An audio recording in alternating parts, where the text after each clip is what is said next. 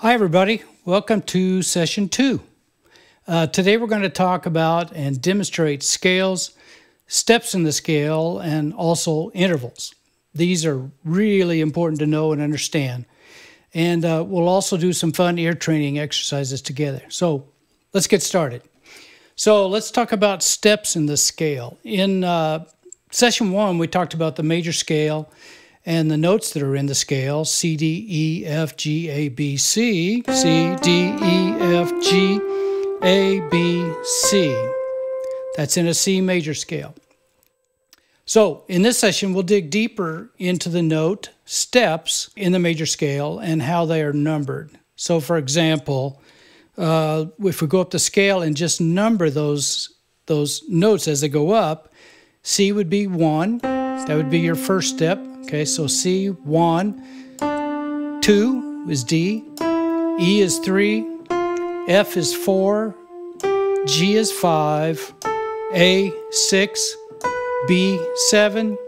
And the upper C is the octave. You could call that 8. But let's just use, let's use octave as the term for that. Okay, so once again, counting up, I'll play it and just say the scale steps. Okay, 1, 2, 3, 4, 5, 6, 7, 8. All right. Now this same numbering system of the notes in the scale works exactly the same for every major scale. So for example, let's do one starting on G. Let's go down from, remember this is middle C. It's the 4th C from the left. 1, 2, 3, 4. And let's start a scale on the key, 4 steps down in the key of G. Okay, let me play it first so you can kind of get your ear acclimated to the new scale. So here we go.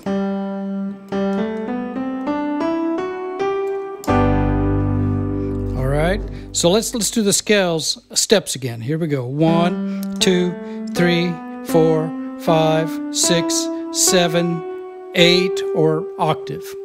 All right. Okay, so now here's some scale steps and ear training exercises to do. This is another one of the stop the videos here, and maybe even a good homework idea to do on your own. So here's the first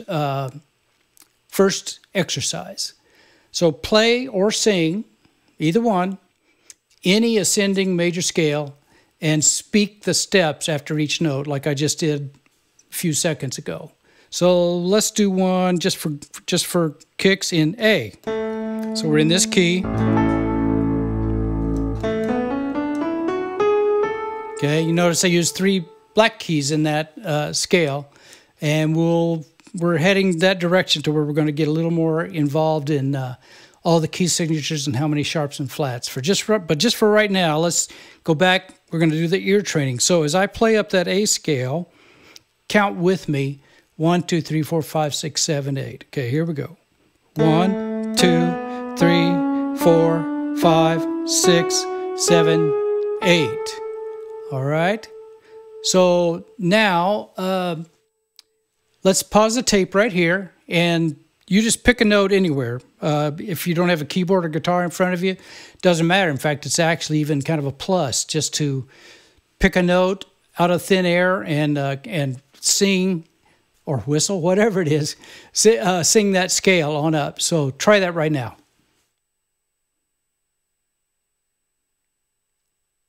All right, how'd you do with that?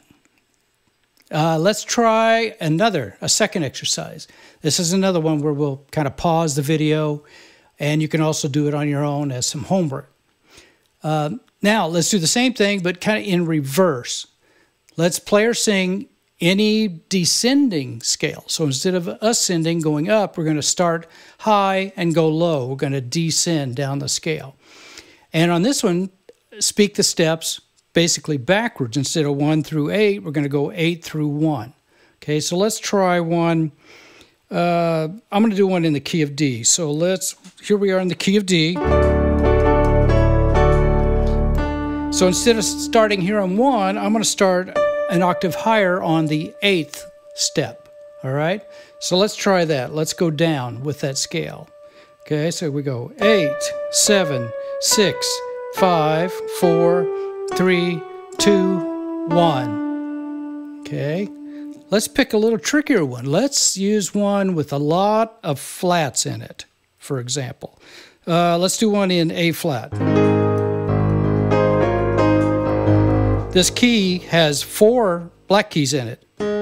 A flat, B flat, D flat, E flat, and then A flat again. Okay, so you don't need to worry about the key right now. But that's another example of where we're heading to, with a little more complicated key signatures.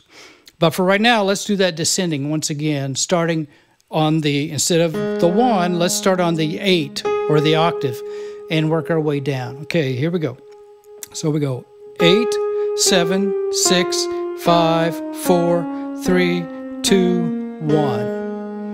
Okay, so now pause this video and try 2 or 3 on your own. See how you do. Remember, start high, and if you need to play or sing your scale from low to high to get to your high note to start, that's fine too.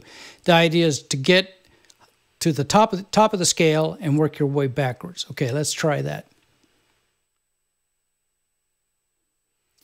All right, here's exercise 3. So on this one, try singing the scale and naming the steps for each note you sing without the support of an instrument, okay? And so no instrument, just pick a note to start on. Maybe you can use your instrument to get yourself in pitch. Maybe you want to try one. If you're a guy, you might want to try one low, like low C or even low B, whatever. And ladies, you can up an octave higher. Okay, maybe you start on a B. If you're an alto, let's make it easy on you. Let's do something nice and low. Maybe you start on the A as an alto. Okay, so maybe give yourself the first note. Let's say the guys are going to start on this A, and the ladies are going to start on that A. So just give yourself that note, and then sing that scale on up from bottom to top. 1, 2, 3, 4, 5, 6, 7, 8. Okay, do that a couple times. You can pause the video here. Now, as an extra follow-up to that third exercise, you've just sung some scales without an instrument with you. You've just sung them, hearing them in your head first, creating them. Now, test yourself. And so now, let's put them together. So you sing and play the scale together. So I'm going to try the one in A. So here we go. Ah, it's about my lowest note that I can sing. I'm a tenor. But anyway, here we go. So A, B, da, da, da, da. Okay, and I'm going to name the steps now as I do it. Okay, well, here's 1 again. 1, 2, 3, 4, 5, 6, 7, 8. All right. So how'd you do on that? In fact, let's do that together. Why don't you pause the tape again and try that.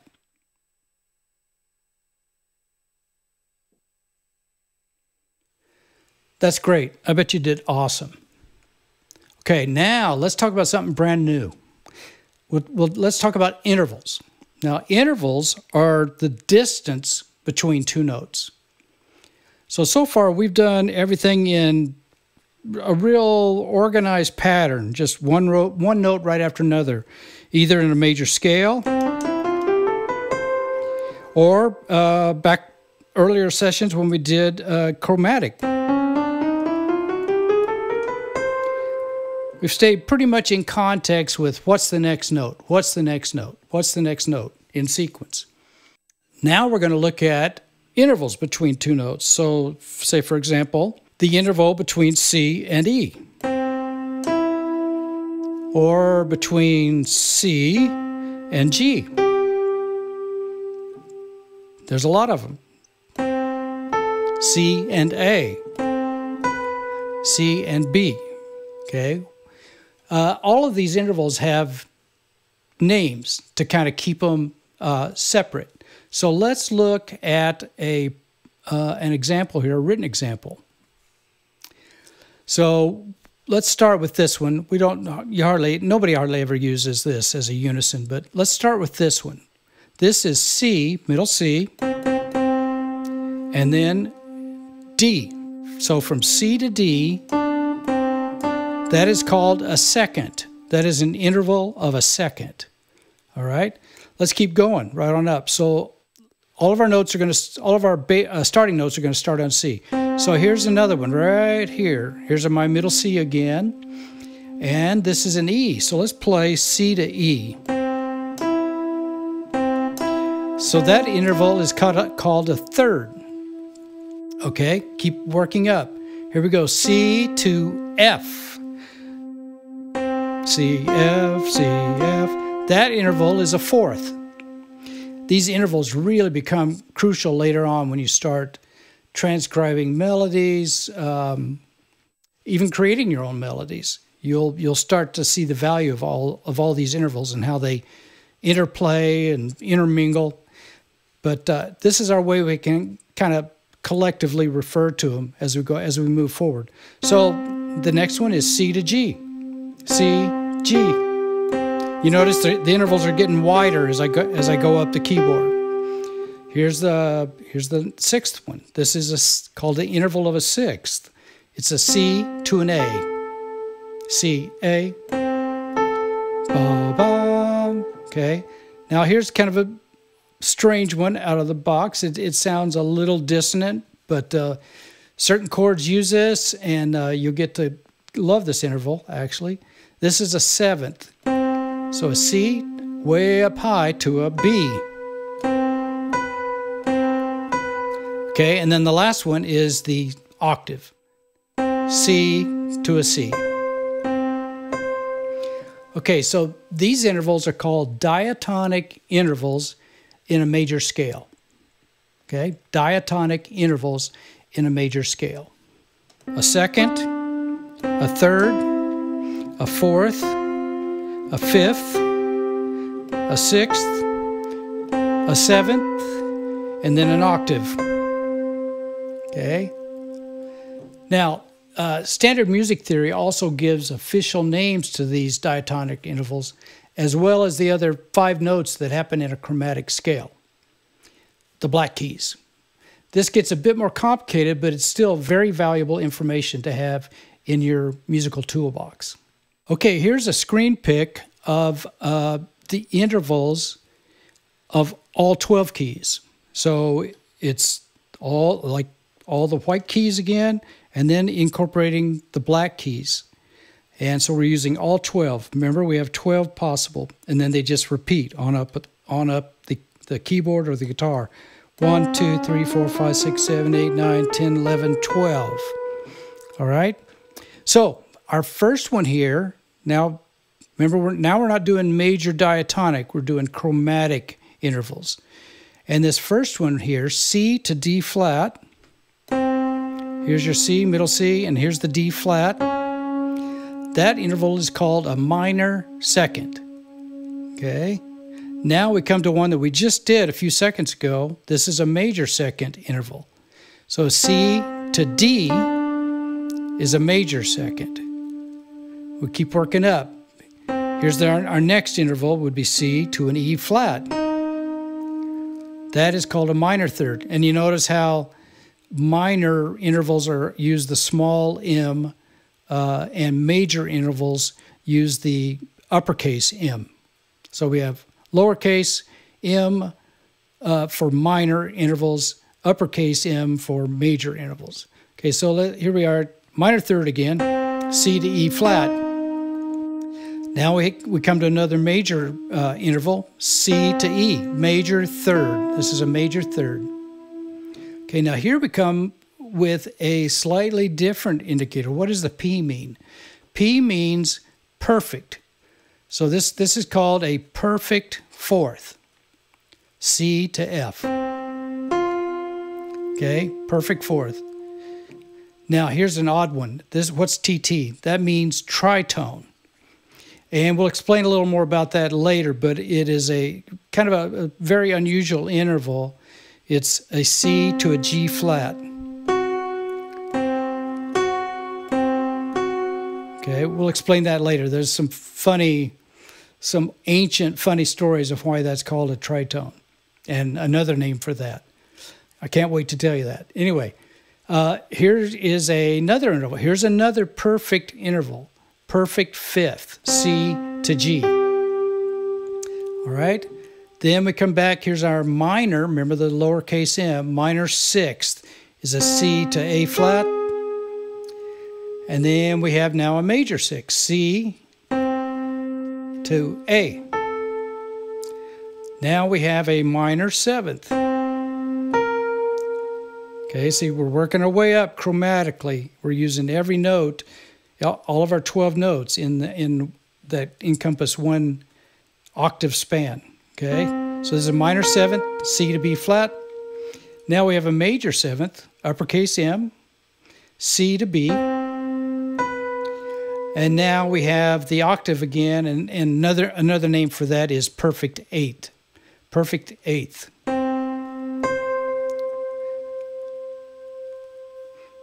So you can call that last one a perfect eighth, but that's not anywhere near as common as just calling it a simple octave. So here's just a recap so you can see what we just did kind of in written form. So we have C to D flat is called a minor second. C to D is a major second. C to E flat is a minor third. C to E is a major third. C to F is a perfect fourth. C to G flat is a tritone, or tritone. C to G is a perfect fifth. C to A flat is a minor sixth. And remember, you notice in the use of the lowercase m's as opposed to the uppercase m's. Lowercase means minor. Uppercase, like this, major sixth, means major. So C to A is a major sixth. C to B flat is a minor seventh. C to B is a major seventh. And then finally, C to C is an octave.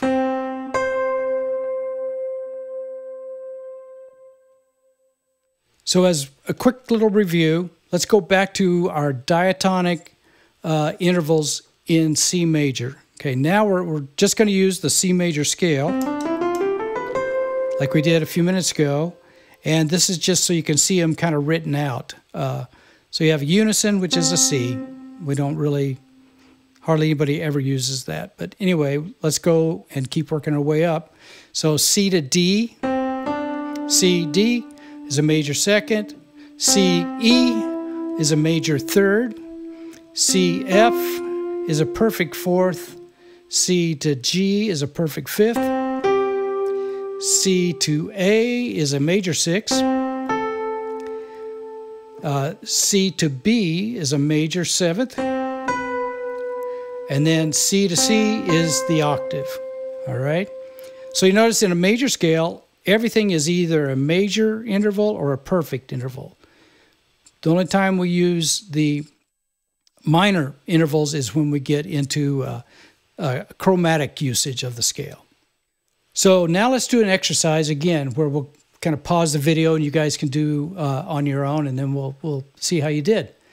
Okay, so the way this will work is I'll announce the interval, and then if you pause the video at that point, while you play it or sing it, either one or both, then you can start the video again, and I'll give the answer so you can kind of get a quick feedback if you got the interval right, okay? So here we go. Here's the first interval to play or sing a major third. Now pause. Okay, so here is the major third. Let's play C to E right here. You remember that? Here's a major third, C to E. Here's our C, and up to the E. And if you have a piano in front of you, it'd be great if you could play them both and hold them. You can kind of get used to the sound that it makes when they're played together.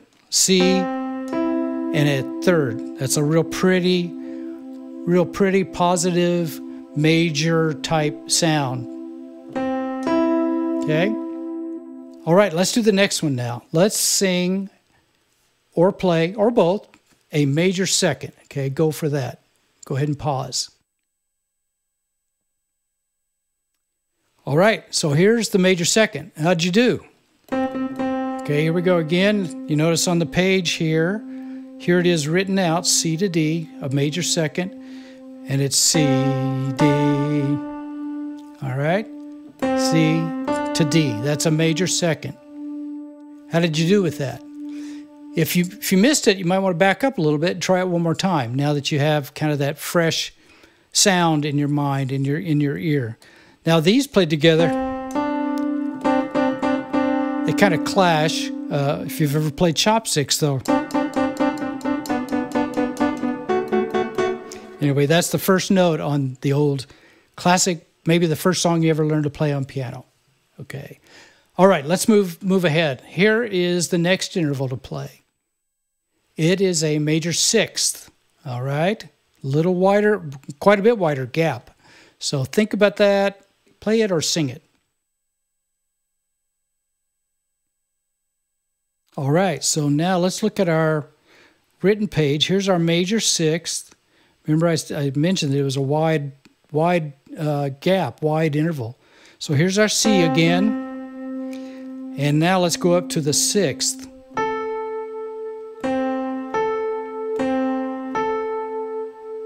All right, how'd you do with that?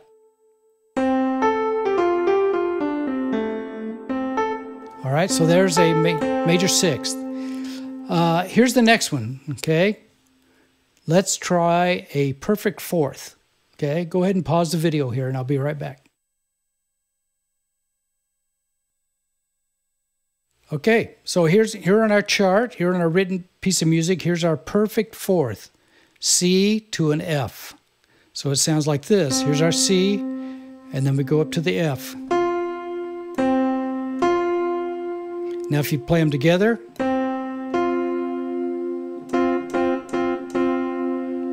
okay, another nice positive interval, just sounds friendly. All right, let's try another one. That was our perfect fourth. Here's your next interval. This is another wide interval for you to do. Okay, let's do a major seventh. Okay, go ahead and pause right here. Okay, let's look at our written note. Here's our major seventh, a C, and it's next to the octave. It's the biggest interval that you can make in a major scale. So it's C. That's a wide interval. There's your major seventh. Okay.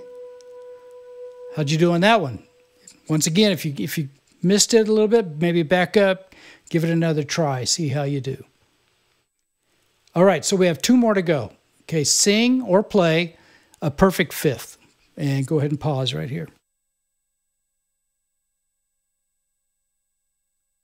All right, looking back at our music stave, here's a perfect fifth, a C to a G.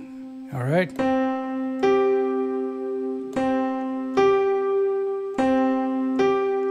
Another nice positive sounding interval, just has a nice texture and mood to it.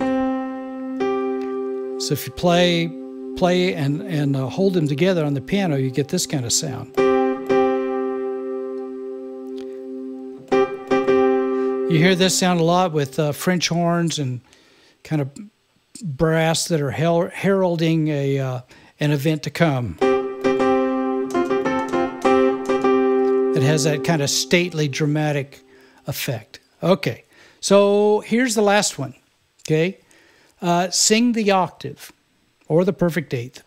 Sing the octave. So pause, and I'll be right back. So looking at our musical stave, we have a C here, and then we have a wide leap to the other C above that. There's our octave. Okay, Now, if you sung that, if you sung that in the key of C, that's going to be a nice reach. Either you ladies will sing right here where middle C is sounding. This is like your really kind of a typical female range, C to C. And same thing for guys. Just about every guy, whether you're tenor, baritone, maybe some of the basses might have trouble with the high note, but for the most part, all the guys can sing from this C to this C, the vocal ranges. And it's going to be fun to talk about that pretty soon when we get into vocal arranging and who sings what and why and all that. That's going to be fun to teach and learn about later on. So that's all for this session. We'll see you in the next one. Thanks for watching. And if you have any questions, please be sure and email me at smittypricemusic@gmail.com. I'd love to answer your questions. See ya. Bye-bye.